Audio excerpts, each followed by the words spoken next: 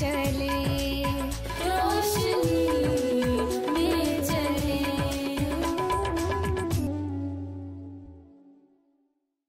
नाज़रीन, आज के प्रोग्राम में हम आपको खुशामदीद कहते हैं।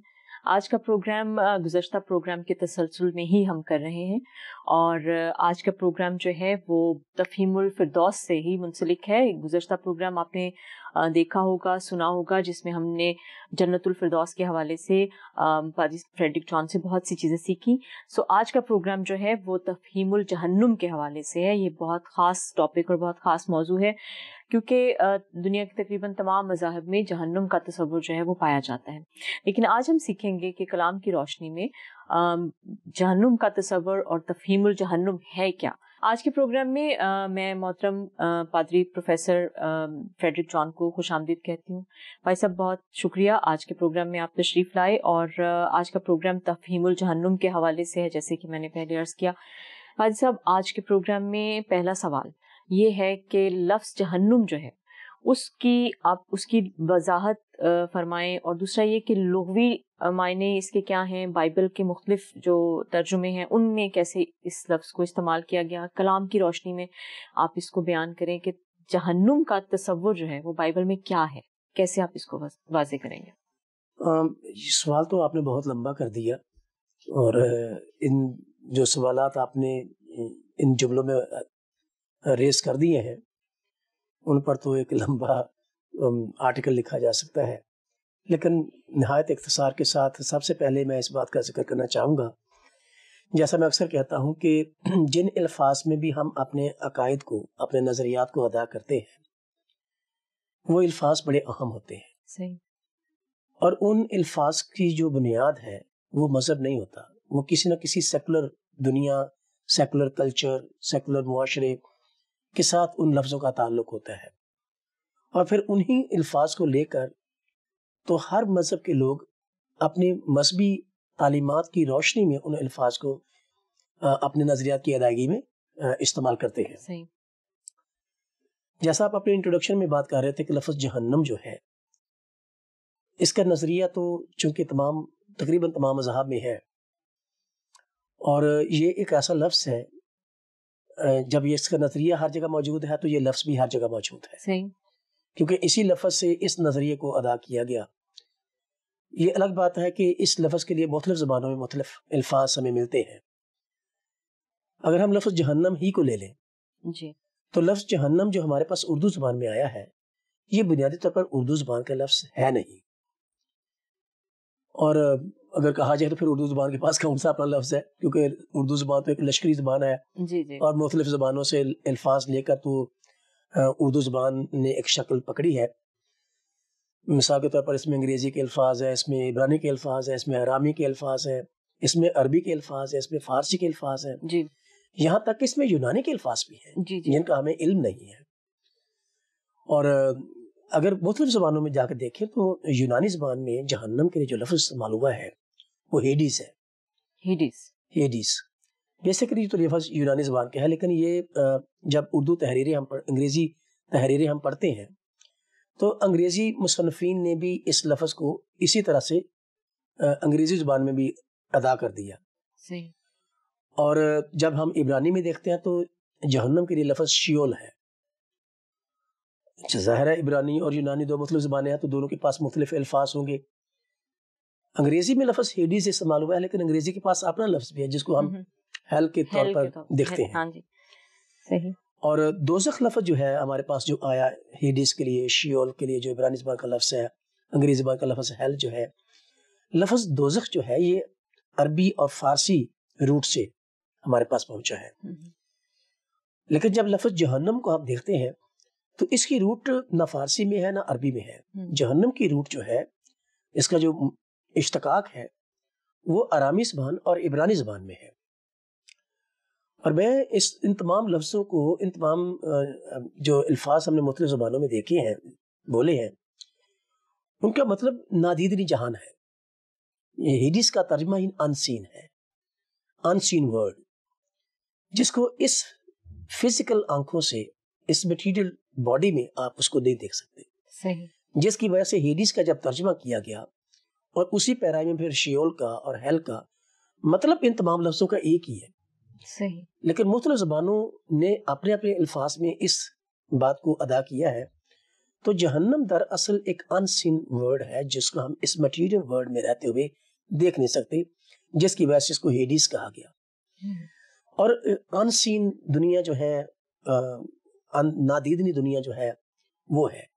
پھر وہاں کا ماحول کیا ہے، وہاں کے حالات کیا ہیں، وہ ایک الگ بات ہے، وہ آگے چل کر ہم دیکھیں گے. لیکن لفظ جہنم کے بارے میں تھوڑی سی تاریخی طور پر ایک وضاحت بیان کرنا چاہتا ہوں.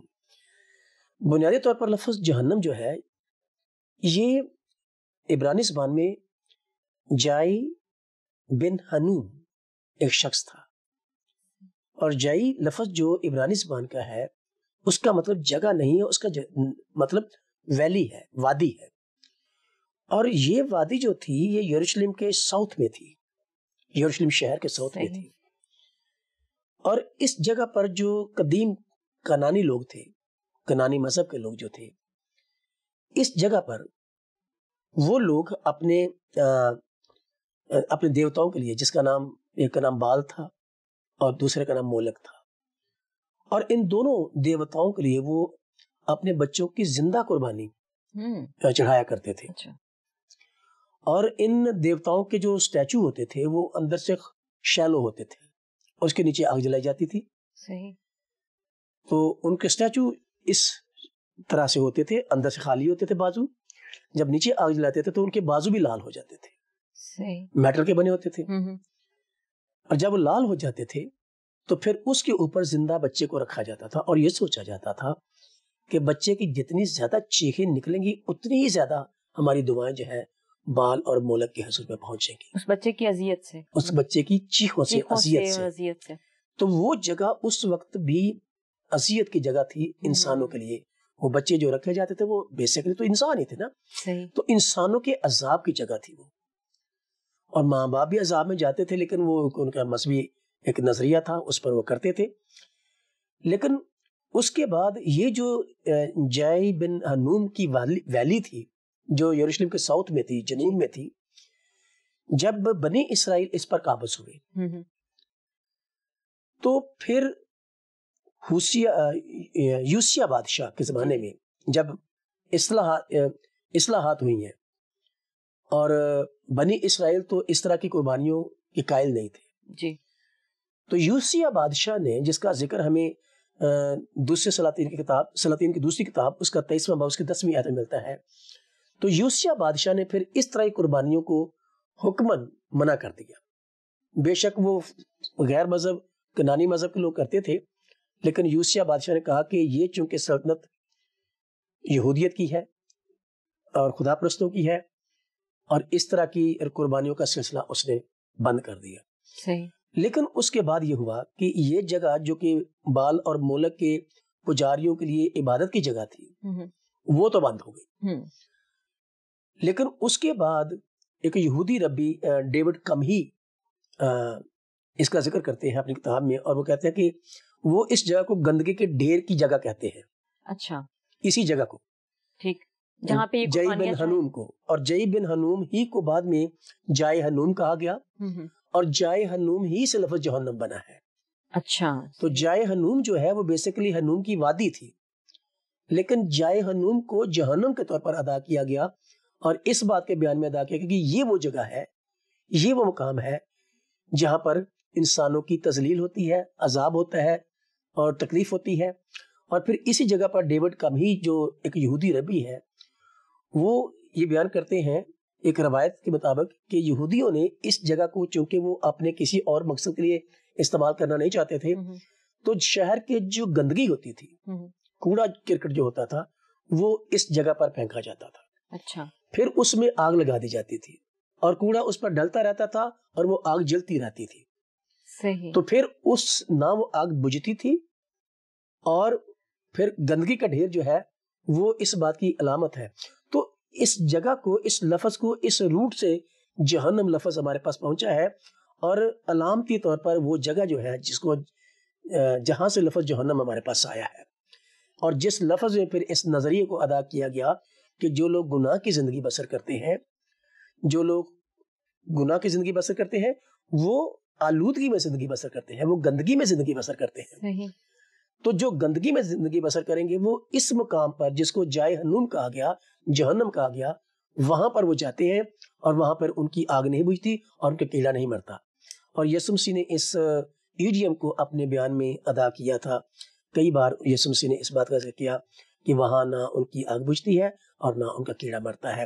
یہ ایک ایڈیمیٹک یوز تھا اس محاورے کا، لیکن اس کا مطلب یہی تھا کہ وہاں پر ایک تو بدبو اٹھتی رہتی ہے اور پھر آگ جلتی رہتی ہے. تو یہ جگہ تھی، یہ تو ایک ہسٹوریکل اس کا تھا، ایک بیک گراؤنڈ تھی اس لفظ کی.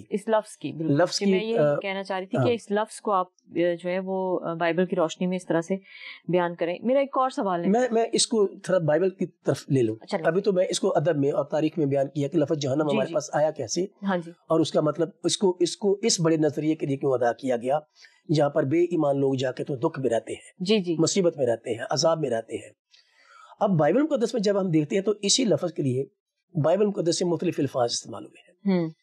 جہنم کے لیے جہاں پر بہت سارے لفظ مختلف زبانوں میں آئے ہیں، اردو زبان میں بہت سارے لفظ مزید بائبل مقدس کے اردو ترجمے میں لفظ، جیسے یسایہ 14 باب کی 9ویں آیت میں اسی جگہ کو جس کو جہنم کہا گیا ہے پاتال کہا گیا، پاتال سے ادب. پھر گنتی کتاب کے 16 باب کی 30ویں آیت میں اور پھر 33ویں آیت میں اسی جگہ کو جس کو جہنم کہا جا رہا ہے اتھا گڑے کے لفظ سے ادا کیا گیا. تو جہنم جو ہے وہ پاتال کے طور پر ادا کیا گیا، اس بات کو، اس نظریے کو پاتال کے لفظ میں ادا ہوا اردو زبان میں. پھر بائبل مقدس میں اسی جگہ کو، اسی مقام کو اتھا گڑے کے طور پر ادا کیا گیا. پھر اسی جگہ کو عالم ارواح کے طور پر بھی ادا کیا گیا. ہیڈیز کا جو لفظ ہے یہ انجیل مقدس میں آیا ہے اور اردو میں ہیڈیز کا ترجمہ عالم ارواح ہی کیا گیا ہے، جہاں پر مرنے کے بعد ارواح جاتی ہیں. پھر اسی لفظ کو یسوع مسیح نے، پر پولس رسول نے، یوحنا رسول نے اپنی تحریروں میں کثرت سے استعمال کیا. لیکن لفظ عالم ارواح کو یسوع مسیح نے بجائے جہنم کے اور پاتال کے اور اتھا گڑے کے، یسوع مسیح کے الفاظ کا اور محاوروں کا جب ترجمہ کیا گیا ہے انجیل مقدس کا، تو اس میں اردو مترجم نے اس لفظ کا جس کا ترجمہ جس کا یونانی زبان میں ہیڈیس کیا گیا ہے، اس کا ترجمہ یسوع مسیح کے بیانات میں مترجم نے عالم ارواح ہی کیا ہے. اور یسوع مسیح نے انجیل مقدس میں 4 بار اس لفظ عالم ارواح کا ذکر کیا. پولس رسول نے افسیوں خط میں قیدی روحوں کا اور عالم ارواح کا ذکر کیا. مثال کے طور پر افسیوں 4 باب اس کی 8ویں اور 9ویں آیت اگر آپ دیکھیں تو وہاں پر قیدی روحوں کا ذکر ہے اور عالم ارواح دونوں یہ لفظ بھی وہاں استعمال کیا پولس رسول نے. پھر یوحنا رسول نے مکاشفہ کتاب کے پہلے باب کی 18ویں آیت میں بھی عالم ارواح کا لفظ استعمال کیا، عالم ارواح کی کنجی کا جب ذکر کیا. تو یہ وہ سارے لفظ ہیں جو کہ انجیل مقدس میں، بائبل مقدس میں استعمال ہوئے ہیں. تو ان سارے لفظوں کے پیچھے اصل خیال وہی ہے کہ جہاں پر گندگی کا ڈھیر ہے، جہاں پر آگ جلتی رہتی ہے، جہاں پر عذاب ہے، جہاں پر انسانوں کو تکلیف ہوتی ہے، جہاں پر انسان مصیبت میں ہوتے ہیں، اس جگہ کو انڈیکیٹ کرتے ہوئے لفظ جائے ہنوم کو لے کر تو لفظ جہنم ہمارے پاس پہنچا. تو وہ تو اس کی ایک ہسٹوریکل لغوی وضاحت تھی. لیکن جب ہم اس کو نظریاتی طور پر دیکھتے ہیں، تھیولوجی میں دیکھتے ہیں، تو جہنم در اصل وہ مقام ہے، وہ جگہ ہے، وہ حالت ہے جہاں پر وہ لوگ جو خدا کے باغی، خدا کے نافرمان اور ابلیس کے ساتھی اور ابلیس کے فرمان روا اس جگہ پر جائیں گے. کیونکہ یسوع مسیح نے اپنے بیان میں اس بات کا ذکر کیا تھا کہ اس جگہ پر جاؤ جو ابلیس اور اس کے کرندوں کے لیے تیار کی گئی ہے. تو یہ وہ جگہ ہے جس کا ذکر یسوع مسیح نے بارہا کیا ہے. ٹھیک، آپ نے بائبل مقدس کی اور کلام کی روشنی میں اس لفظ کو بڑے اچھے طریقے سے بیان کیا. میں ایک سوال، اگر بھائی صاحب آپ اجازت دیں، کہ عالم ارواح تو روحوں کے رہنے کی جگہ ہے، ٹھیک ہے، وہ عالم ہے، وہ جگہ ہے جہاں روحیں، تو کیا اس میں ساری روحیں ہیں جو گناہ گار بھی ہیں یا جو نیک ہیں، وہ سب روحیں وہیں پہ ہیں؟ یہ سوال کیا ہم عالم ارواح اور جہنم کو ایک ہی کہہ سکتے ہیں کہ نہیں؟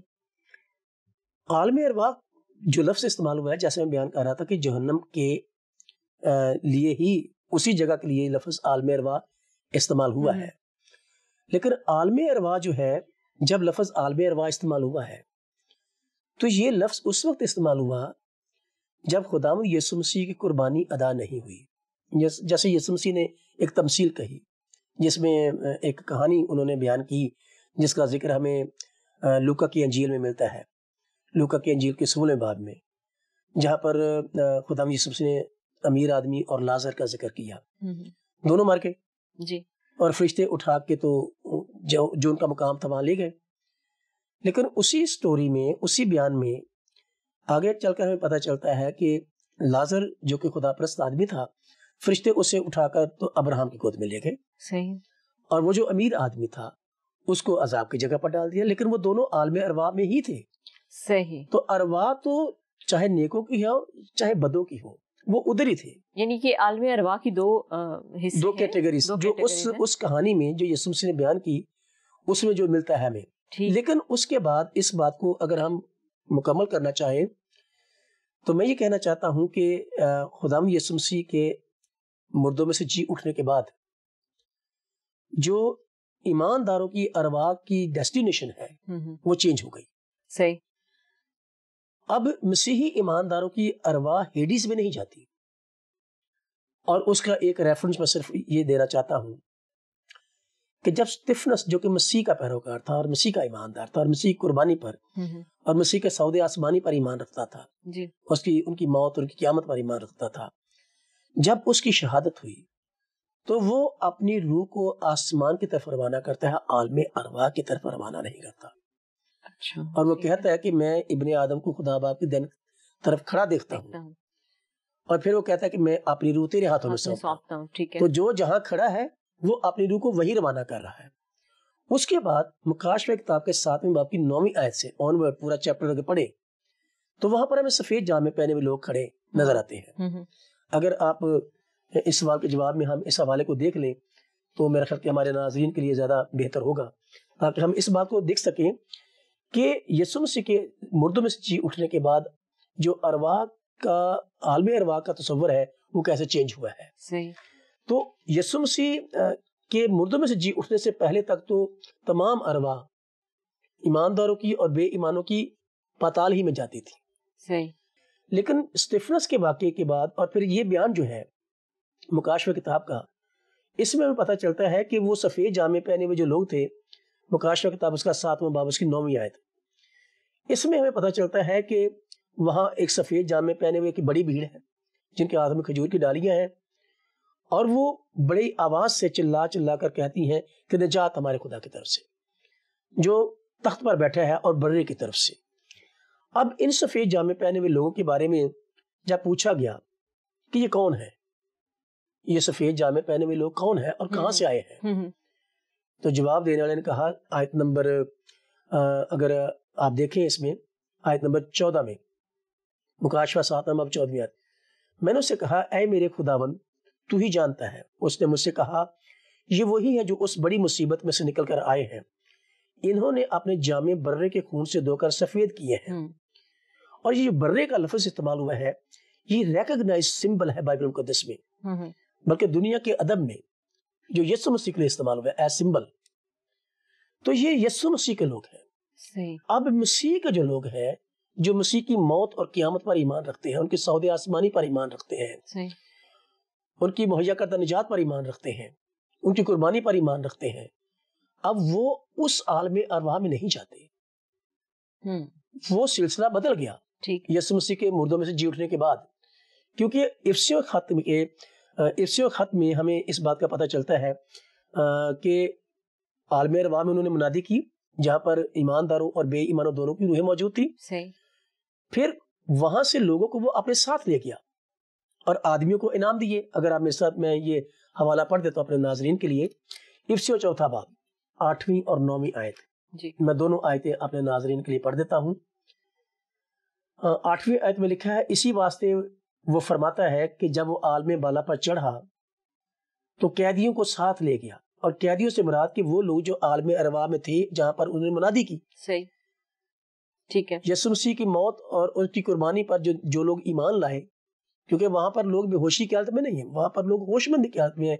اور ہم نے پچھلے پروگرام میں جب ہم جنت الفردوس کی بات کر رہے تھے پچھلے ہی ایپیسوڈ میں، جی جی تو اس میں آپ نے ایک سوال کیا تھا جس کے جواب میں میں نے کہا تھا کہ وہاں پر لوگ ہوش میں ہوں گے، جی، کانشیس جی، میں ہوں گے، ٹھیک عقل ہے، میں ہوں گے، فہم میں ہوں گے، ٹھیک، تو وہ کانشیسلی اس بات کا فیصلہ کریں گے.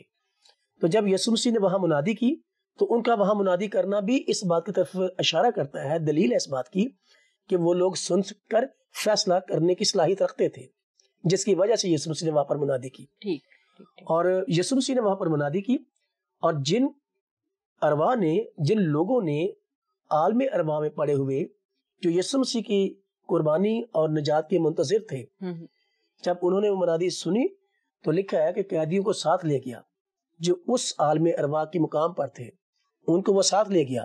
صحیح. اس کے بعد وہ سفید جامے پہنے ہوئے لوگ جو ہے ان کا ابتدا وہاں سے ہوتی ہے. وہ پہلا گروپ تھا، پہلی جماعت تھی جو یسوع مسیح اپنے ساتھ آسمان پر لے کر گئے. اس کے بعد جتنے بھی شہید، جتنے بھی لوگ مسیح میں ہو کر مرتے ہیں، وہ سب آسمان پر ہی جاتے ہیں، اس عالم ارواح کے مقام پر نہیں جاتے جس کو بائبل مقدس نے ہیڈیز یا پاتال یا اتھا گڑھے کی ذکر کیا گیا ہے. اس کے بعد پاتال میں نہیں جائیں گے. یہ ٹرمنالوجی جو ہے یہ یسوع مسیح کی موت اور قیامت سے پہلے کی ہے، صحیح، ایمانداروں کے لیے. کیونکہ اس تمثیل میں جو یسوع مسیح نے بات بتائی جس میں لازر اور امیر آدمی کی بات سنائی، وہ یسوع مسیح قربانی سے پہلے کا واقعہ ہے. اور یسوع مسیح کی قربان ہونے اور جی اٹھنے اور آسمان پر چلے جانے کے بعد تو یہ جو عالم ارواح ہے جی، اس کا سلسلہ ایمانداروں کے لیے، مسیحی ایمانداروں کے لیے ایک فرق فیز پہ چلا گیا. اب سٹیفنس اپنی روح کو عالم ارواح کی طرف روانہ نہیں کر رہا، وہ اپنی روح کو آسمان کی طرف روانہ کر رہا ہے. اور یہ سفید جامے پہنے ہوئے جو لوگ ہیں یہ بھی آسمان پر ہیں، خدا کے تخت کے سامنے، جہاں پر کھڑے اس بات کا ذکر کر رہے ہیں کہ نجات ہمارے خدا کی طرف سے جو تخت پر بیٹھا ہے. صحیح. تو یہ سفید جامے پہنے ہوئے لوگ جو ہیں یہ سارے برے کے لوگ ہیں. صحیح. اب یہاں پر پولس رسول یہ بات کہتے ہیں کہ جب وہ عالم بالا پر چڑھا تو قیدیوں کو ساتھ لے گیا جو عالم ارواح میں تھے، جہاں پر شاید وہ لازر بھی تھا جس کے بارے میں یسوع مسیح نے بات کی، جہاں پر ابراہم بھی تھا. جتنے پرانے عہد نامے کے ایماندار لوگ جو مسیح موعودہ کا انتظار کر رہے تھے، مسیح موعودہ کی قربانی کا انتظار کر رہے تھے، کفارے کا انتظار کر رہے تھے، جب ان میں منادی ہوئی تو جتنے اس پر ایمان لائے ان کو وہ ساتھ لے گیا. ٹھیک.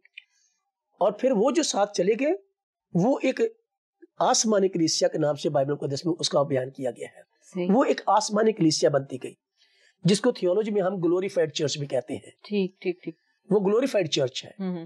اب وہ گلوریفائڈ چرچ پاتال میں نہیں ہے، عالم ارواح میں نہیں ہے، وہ اتھا گڑھے میں نہیں ہے، یسوع مسیح کے ساتھ وہ آسمان پر ہے. صحیح. اور سٹیفنس کے واقعے میں اس بات کی دلیل ہے کہ اس نے اپنی روح عالم ارواح کی طرف روانہ نہیں کی، اس نے اپنی روح آسمان کی طرف روانہ کی ہے. ٹھیک ہے. اور مکاشفہ کتاب کا بیان یہ بالکل کلیئر ہے. اس میں لکھا ہے جب وہ عالم بالا پر چڑھا تو قیدیوں کو ساتھ لے گیا جو عالم ارواح میں تھے ان کی جی اٹھنے اور مرنے سے پہلے. ٹھیک ہے. اور آدمیوں کو انعام دیے، اور اس کے چڑھنے سے اور کیا پایا جاتا ہے سوا اس کے کہ وہ زمین کے نیچے کے علاقے میں اترا بھی تھا. تو وہ اترا اس مقصد سے تھا کہ تاکہ ان کے پاس کوئی عذر نہ ہو کہ ہمیں تو منادی نہیں ہوئی، ہم تو انجیل کا پیغام نہیں سنا، ہم تو یسوع مسیح کی قربانی کا ذکر نہیں سنا. تو ان میں وہ منادی کی گئی اور جتنے لوگ اس پر ایمان لائے ان کو وہ آسمان پر لے گیا. اس کے بعد وہ سفید جامے پہنے ہوئے جو بھیڑ اوپر نظر آتی ہے. اب مسیحی ایماندار پاتال میں نہیں جاتے، مسیحی ایماندار ہیڈیس میں نہیں جاتے. مسیحی ایماندار جو ہے وہ اس سفید جامے پہنے ہوئے بھیڑ میں جا کر شامل ہو جاتے ہیں جو ہر وقت قدوس قدوس کہہ کر اس کی عبادت میں لگے رہتے ہیں. صحیح.